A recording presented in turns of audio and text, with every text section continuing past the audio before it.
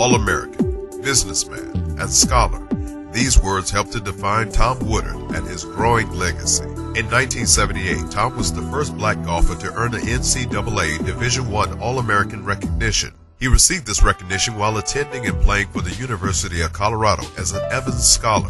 While brains certainly embodied his brand, it would be athleticism and fierce competitiveness that would help him secure a spot on the PGA Tour and allow him to play in the U.S. Open and PGA Championship. With the golden years of manicured lawns and sand traps behind him, Tom saw it fit to find success off the field with a polished mind and a heart born to hustle. He landed his first head pro job at City Park Golf Course in Denver, Colorado, where he had learned to play as a teenager. He established himself as a leader, businessman, and went on to earn a membership in the PGA of America. His drive and determination, however, would simply not allow him to stop.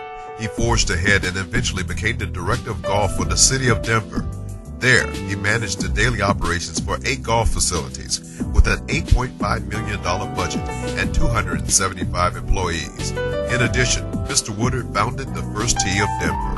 He was later rewarded and provided a seal for his legacy when they decided to name the Youth Learning Center after him. He was overjoyed and humbled when the National Black Golf Hall of Fame notified him of his induction. Perhaps it's his modesty that somehow he feels not worthy of such acclaim.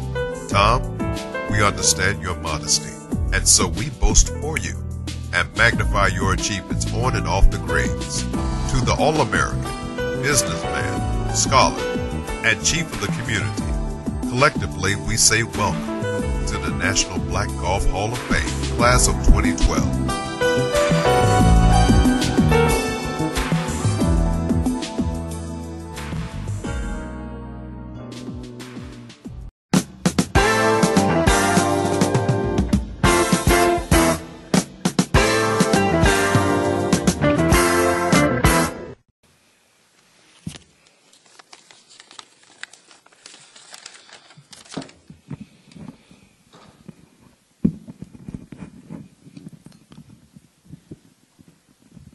It's hard to believe that I'm the one that they were talking about. First of all, let me apologize to my playing partners today. I shot 75 with 28 putts. It was an ugly round. I'll remind you guys that I was a tour player 30 years ago. First, let me thank the National Black Golf Hall of Fame Board, especially Jeff and Marie and John Simpson, Dr. Cooper. What you may not know about Dr. Cooper, and I call him Dr. Cooper out of respect, Michael came here in the late 70s from Chicago as a aspiring touring professional, and like so many of us, it's just a matter of time before you realize that you can't play on tour and you find something else to do. So everything's turned out all right for you, haven't you? I'm going to acknowledge some friends of mine, and the benchmark is I should have known you for 30 years, and I'll acknowledge you. So some of you, I won't mention your names, and those that I've known for 30 years, I'll certainly take the opportunity to acknowledge the friendship. Let me start by having my family members who are here stand up. My oldest daughter, Ashley, stand up.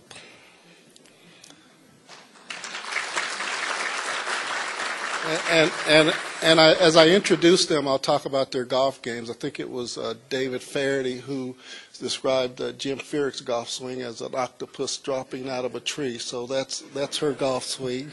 Her husband, Ian, I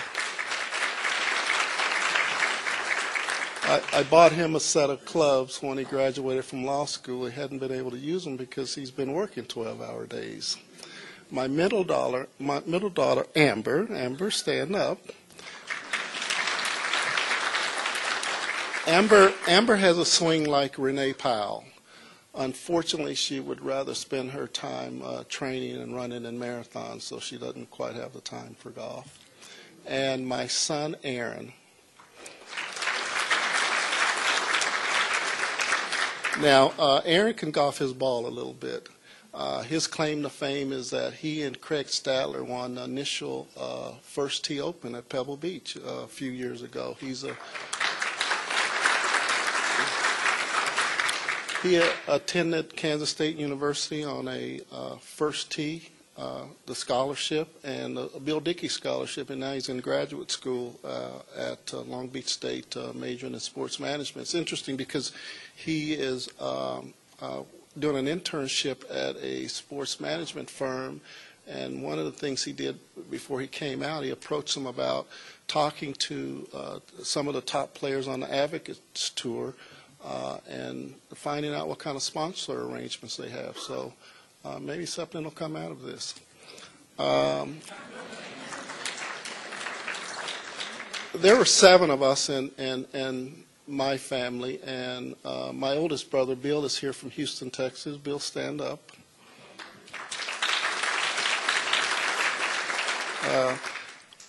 Bill is 5 years older than the rest of us, and my dad wasn't around much, and he's been kind of the father figure and supported us. An example is he's here tonight, so thanks for coming.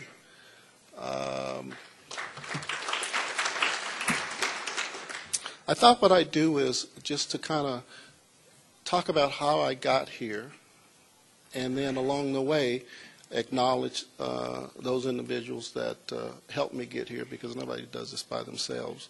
I started playing golf when I was 10 years old in Denver, Colorado, and I went down to the golf course to caddy and shag balls with other kids in the neighborhood. There were a core of about 6 or 7 of us that started at 10 and went every year. One of those friends is here tonight, Donald DeBose. Don, stand up. Thanks. Don lives in Charlotte now, and the interesting thing about that golf club is that it was and this was in 1966, and it was the one club in town that did allow black golfers to play, and it was, there were 2 separate clubs. There was a men's club that was white, and there was a men's club that was black. The name of the men's club that was black was the East Denver Golf Club, and like so many other clubs back then, it was part of a larger association.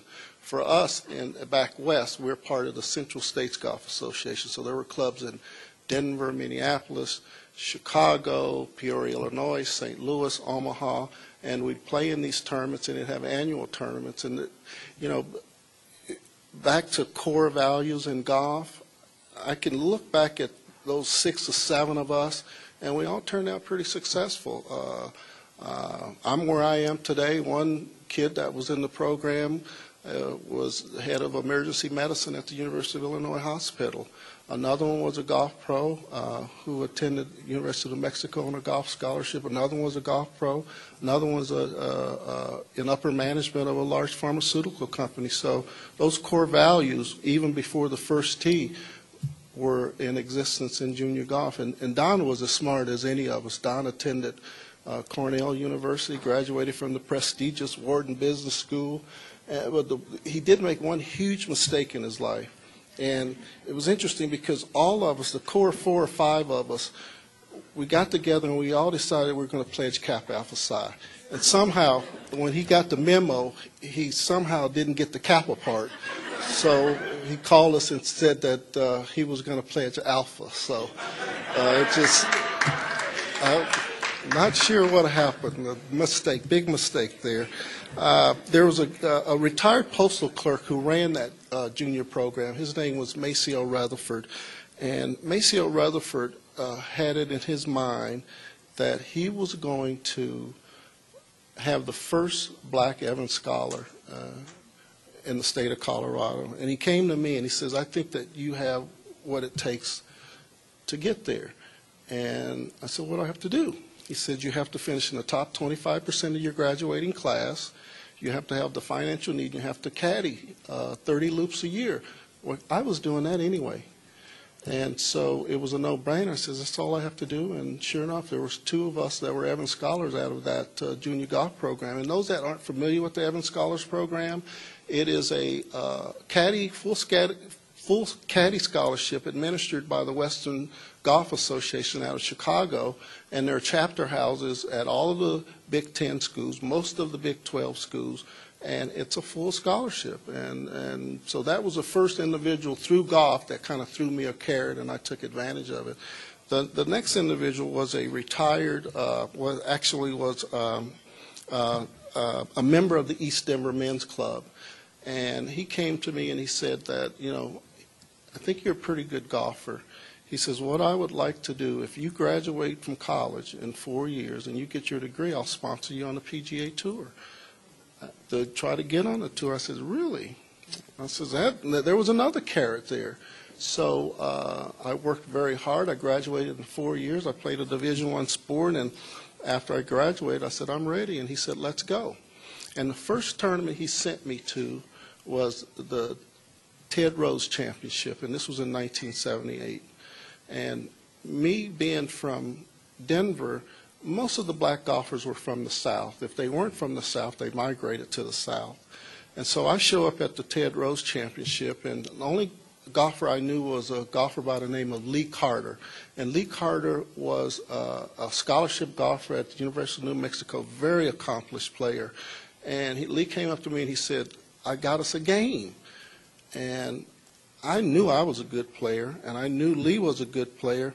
And I said, who are these suckers that are going to play us? He said that we're going to play GG and Tater Pie.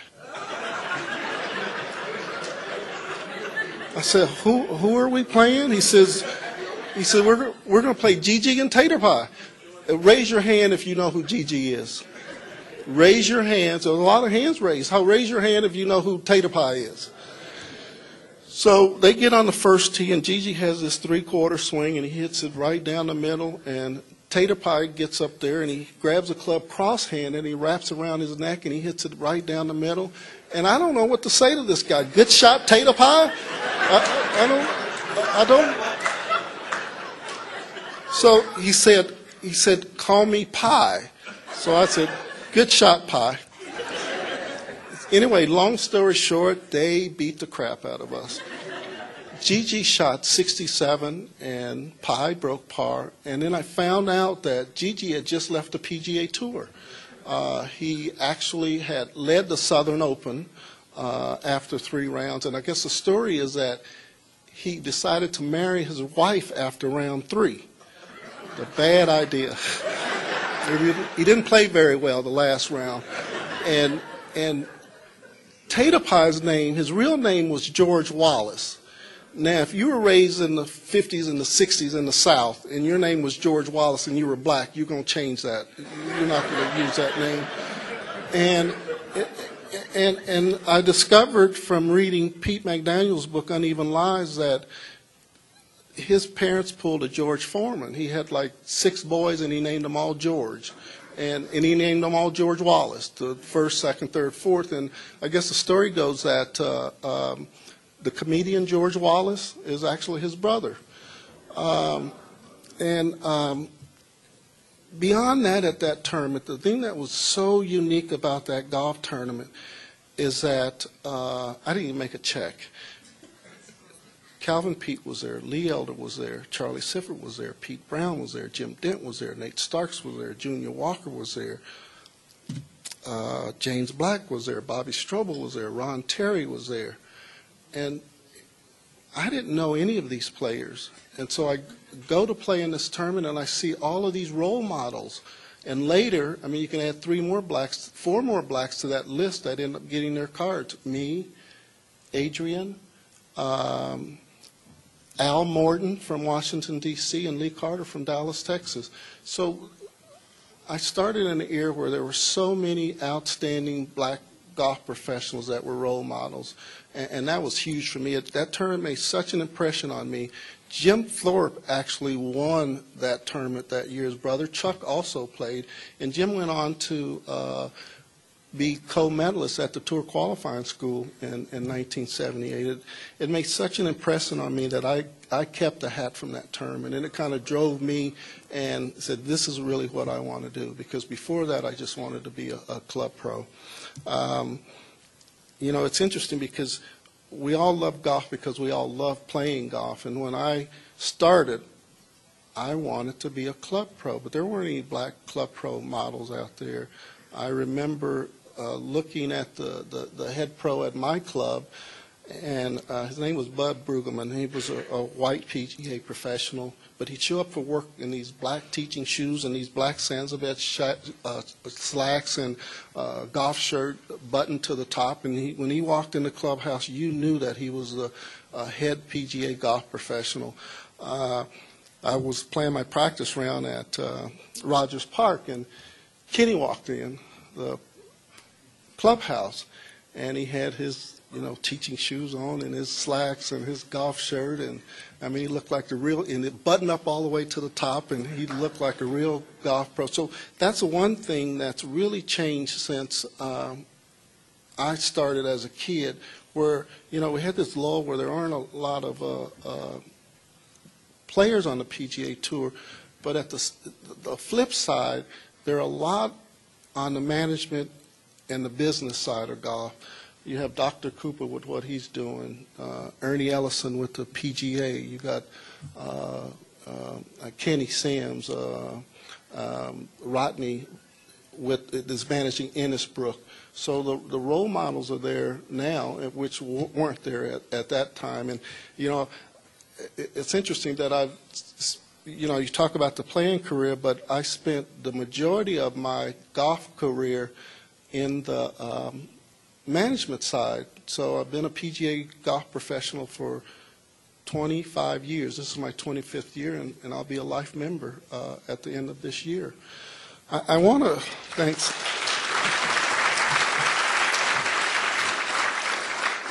It was really nerve-wracking when I stopped playing golf and I got into the golf business, because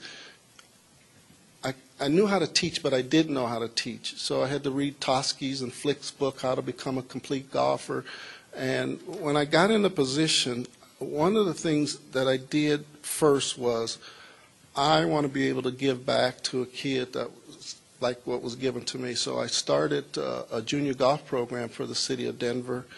And the first person I hired was a retired school teacher of 25 years, Dave Colquist. Mike knows who he is. And I said, we're going to do this way. I want you to identify schools that are in the neighborhood that are struggling with their test scores, and we want to pull those kids to the program. So we started a read and swing program where we'd bring the kids into the clubhouse and the instructors would read to them, and then they would do golf after that. We started a club building programs where they could work on their math skills and then play golf after that. And eventually those two programs won best practices with the National First Tee. So we did it right, and that's kind of how I've been able to give back. Thanks. Now, and I saved the best part for last, which is also thanking my fellow inductees.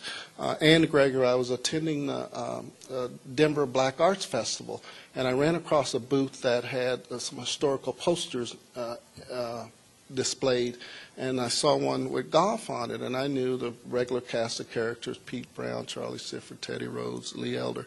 And in the top right-hand corner, and I remember this was back in July of last year, and I said, the top right is Ann Gregory. I didn't know who Ann was, so I went home and I have a copy of Uneven Lies, and sure enough, in Pete McDaniel's book, there was a whole chapter on her. So I became educated on who she was, not knowing that 6 or 7 months later that we were going to be inducted into the same class. So I thought that was kind of neat.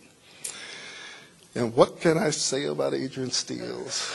It's interesting because you learn something all the time. So all of these things that he was saying about me, how I helped him, and it's vice versa, because it was amazing that I found this guy who had the passion and wanted to work as hard at the game as I did. And I will say this unequivocally, indirectly, I think that we kind of drove each other, because especially near the end, in 84 I got my card, he got his in 85. I mean, I really thought that he was a better player than I was, certainly a better ball striker. And I'll say this too, if Adrian was a above average putter. I don't think he was a very good putter.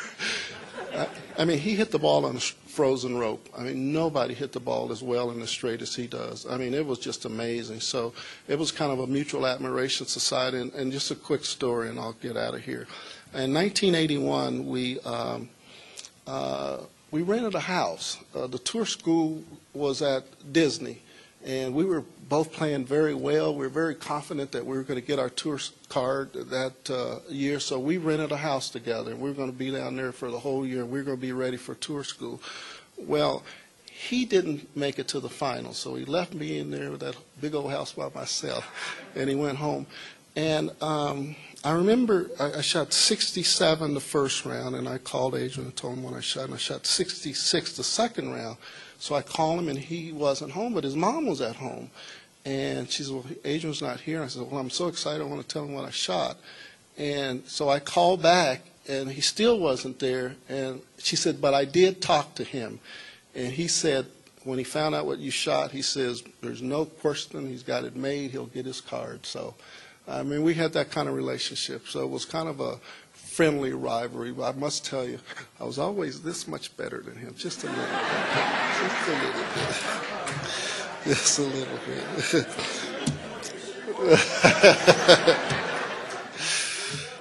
So, in closing, again, a special thanks to the board for the National Black Golfers Hall of Fame, and I really do appreciate it. I've attended this ceremony for the last 2 years, and I tell you what, Harold Donovan would be very proud of where you guys have brought this. So, thank you very much.